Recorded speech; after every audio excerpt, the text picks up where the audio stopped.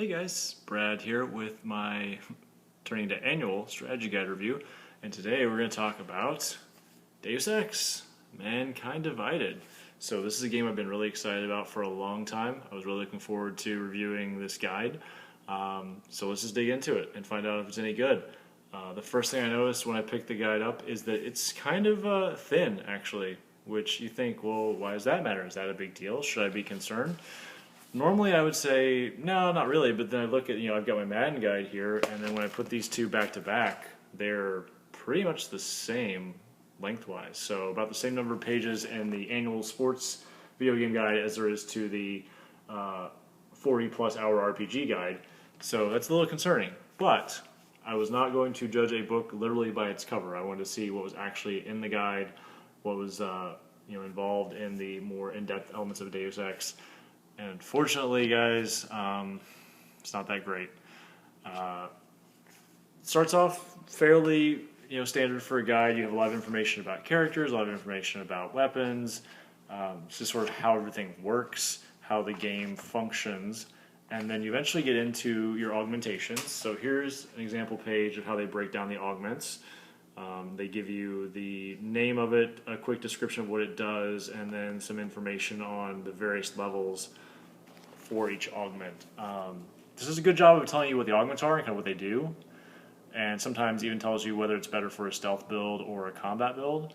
What it doesn't do a great job of is giving you any sort of indication of, like, if you're playing a certain way, these are the augments you should take and in what order you should take them. So I would love to have seen some prototype build outs. If you're playing pure stealth, you should be taking these augmentations, you should get them in this order, because early in the game you're going to see this is important, and then by later in the game you're going to need this. There's a little bit of that in here, but not enough, and I felt like I was still kind of flailing a lot while I was playing the game, trying to figure out which augment to take next, which is going to be more beneficial to me, and what I need to do long term. So, it's kind of like a lot of things you'll find in this guide. The information is there, but it's not as good as it should be. There's a big chunk in the middle of the guide about the Breach minigame, which is sort of its own side game to Deus Ex. Some people will like it, some people will be interested in it, but they spend a lot of time in the guide talking about Breach, which I think is still going to be sort of a minor attraction to the game. They probably would have been better off devoting those pages to more about the main mission and more in-depth strategies for that, as opposed to getting so obsessed with Breach and telling you the story of Breach and all of the enemy types and things like that. So it's there. I don't think a lot of people are going to get a lot of use out of it, but it does exist. When you get into the actual meat of the guide, of the walkthrough, you're going to find that it's not what you thought it would be.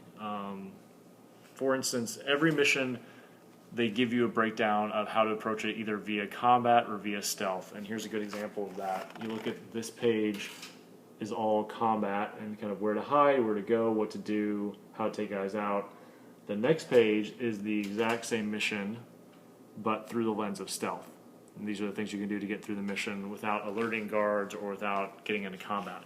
That I like. I think that's a great way to present the guide. Personally, I'm a pure stealth player. I try to get through Deus Ex without killing anyone, without tripping alarms. But I know some people just want to shoot their way through, and that's fine. The guide gives you both options. What's the problem here is that there's some factually incorrect information that makes it much harder to complete the game the way you want to. For instance, there's a side mission fairly early in the game where you're looking for a document forger, and in the stealth path, the guide tells you to basically hop up on a roof with your high jump powers, use that to get to a window, climb in through the window, and then you're there. I tried that mission for a good hour and couldn't find a window, couldn't find a balcony, kept getting spotted by guards or attacked. Eventually I gave up on that plan and came in a different way and found out that the reason why I couldn't find the window and I couldn't find the balcony is because there weren't any. The game isn't designed to let you in through a window in that mission. So I don't know if maybe when they did the guide they were playing a non-final build, which is very possible. And in that non-final build there was a window you could climb in through, but in the final game it's not there. And you'll see that a lot in this guide. There are situations where you will be told to do a certain thing and you just can't. The game doesn't have that piece that they had in whatever build they played. or you'll be told that there's a guard that's going to patrol a certain way and he won't, or you'll be told that there's a vent over here and there isn't. It's very frustrating because you get to a lot of situations where you're counting on the guide to tell you what to do next. That's the guide's job, is to help you out, and then it just lets you down. So that's a really big disappointment for this guide. At the very end of it, there's a little bit of kind of concept art and some other little bonus pieces. There's some developer interviews, pretty standard stuff for these guides, these bonus features and things like that. The one thing that does come with the guide as part of the limited edition is this, this cool little piece of art. I'm never gonna hang this anywhere. It's just not something I'm gonna do. So for me, it's not tremendously valuable. I don't know if it's worth a limited edition guide. Maybe you like that sort of thing and you want to hang it up somewhere in your house. If so, that's fine. That's cool. But for me, it doesn't really add much to the package. So when I take the very kind of thin, short guide that I feel like focuses in a lot of the wrong areas, gives a lot of half information and sometimes incorrect information, unfortunately, I can't really recommend this one. I'm going to say that it's probably about a 2 out of 5. So great game. Definitely play Deus Ex. Not so great guide. So there you go. There's my one review a year. So next time, hopefully we'll get one that's a little better scoring. But I'll see you guys sometime in 2017.